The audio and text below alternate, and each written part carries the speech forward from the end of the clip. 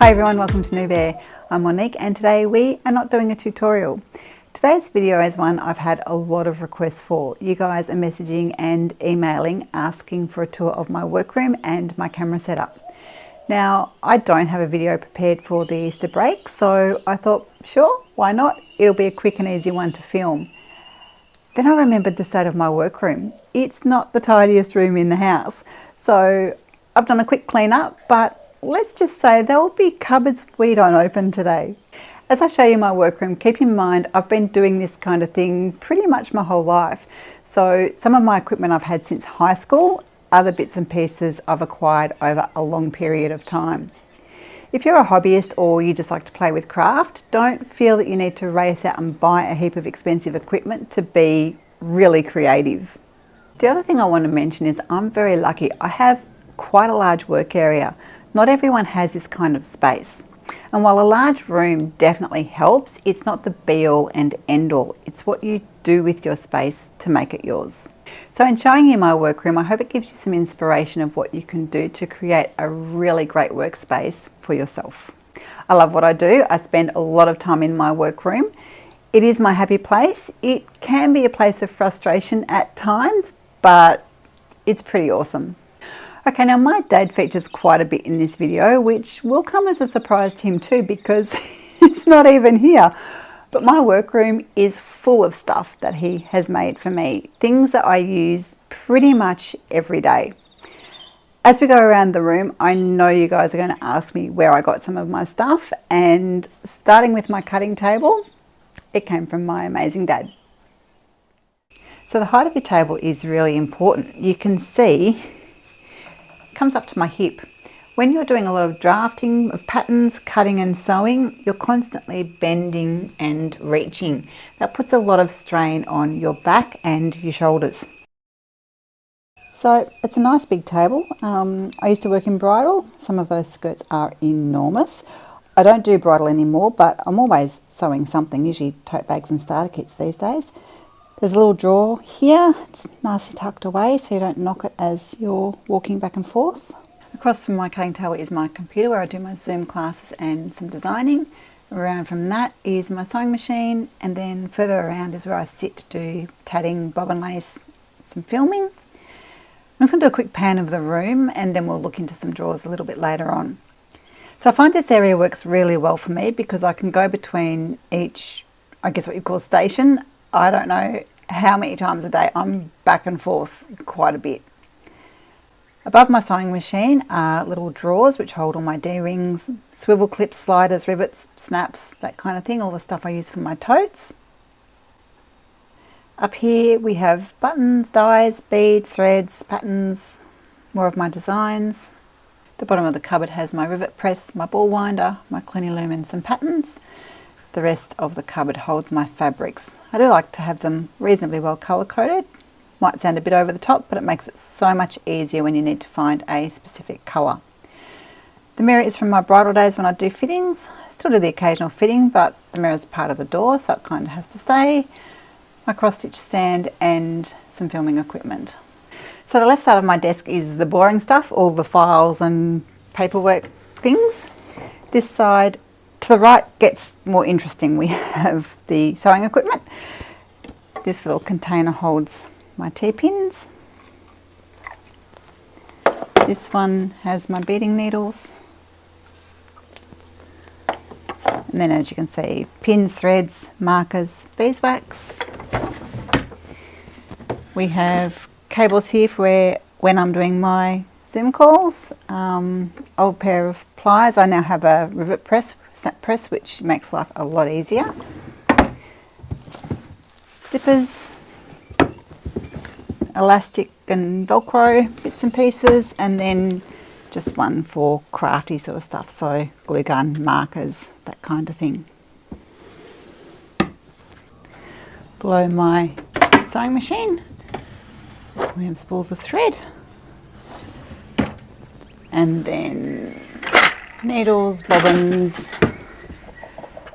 machine embroidery thread, paints and hoops for the embroidery machine, more threads in the drawers below. Coming to the corner of the room, This desk was used as a study desk for my son during the many COVID lockdowns we had. He's not at school anymore, but it's really quite handy for my printer. I print a lot when I'm designing. My poor old Elna press, I have had this for so long. I know there are bigger and better presses out there these days, but this is all I really need. Sometimes it'd be good to have a bigger press, but the amount of times I would use it doesn't really justify me buying a large one. Still trying to teach myself bob and lace. Biggest thing there is finding the time.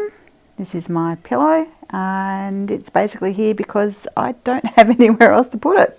Some of my book collection, crochet patterns, cross stitch, down to pattern making, sewing, my craft books, where I store my threads for my embroidery, down to more camera equipment. Under my cutting table is where I keep stock for my beginner kits. I do need to work on my storage system. We might upgrade from the cardboard box one day. I have a couple of corkboards here, handy for pinning patterns and notes. So I pulled a couple of things out of the cupboard because I wanted to show you guys. If you've seen my video on winding a skein, you'll notice that my ball winder and Swift are weighted down. I think I used sand then too, actually. Weighted down on a cutting board. So I now have this beautiful board. I can wind the thread between these two little pegs. That's important because when I'm making my starter kits, I'm winding from a commercial ball of thread into 20 meters. So that measurement around however many times gives me exactly 20 meters. I can then go from there onto the umbrella Swift and wind it into a ball to put into my starter kits. So again, this isn't usually sitting out. I keep it in the cupboard, and this is just a protection. This is my Cluny loom. This is just to protect the little pegs on the loom so they don't get broken off while it's in storage. My beautiful pin bowl. I was tired of having separate containers for markers and pins and clips, so this bowl has been turned on a wooden lathe, and if you can see, I don't know if the camera will pick up the grooves. It's been hand carved, which I love.